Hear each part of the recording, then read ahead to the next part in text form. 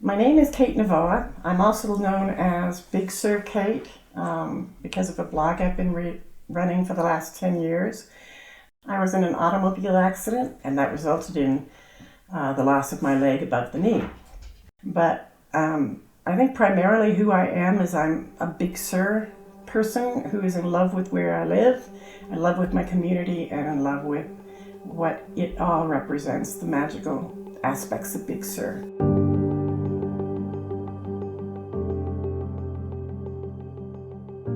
In 2000, I was here by myself with 4 dogs, and I was working on my computer when this friend of mine came up to my front door with eyes like saucers and said, "Have you looked outside?" And I had not, and then I did, and there was smoke and flames and everything coming towards where I was. I tell you, Jerry and Rocky were probably the most help because they had been through it the year before and they knew what to tell me to take. Bedding, dog food, dogs, photo albums, all the things that they lost. You know, everybody says you should have your important papers packed. No, all of your important papers can be replaced, but not your photo albums.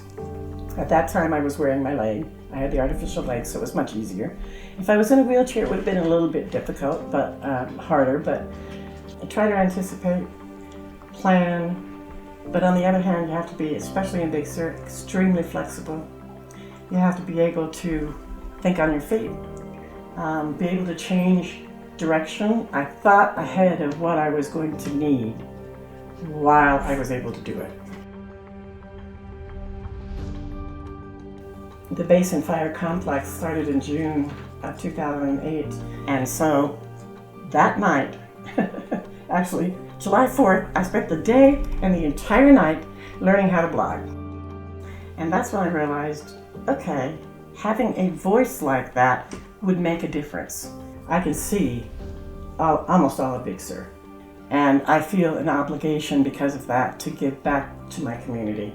And the fire service people have become like counting on me to let them know what was going on in certain places that they couldn't get information from anyone else, because frankly I'm faster than most of the organizations out there because of what I can see.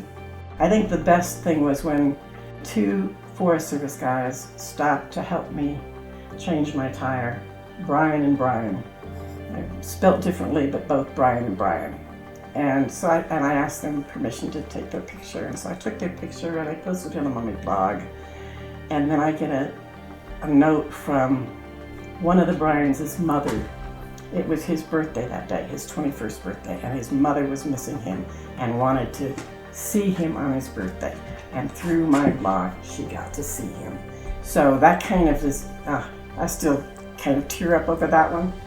So anyway, that kind of, I realized that the fire service community, the larger one in particular, their families were watching me whenever a fire was in Big Sur because I had the information that they needed and wanted and they couldn't get any other way.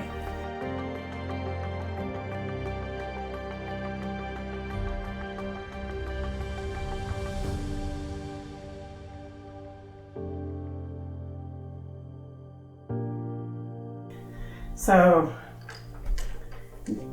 that's how it all started, and loving that I have something that meaningful to do with my life at this point that I can do from a wheelchair. And there's always something you can do from a wheelchair.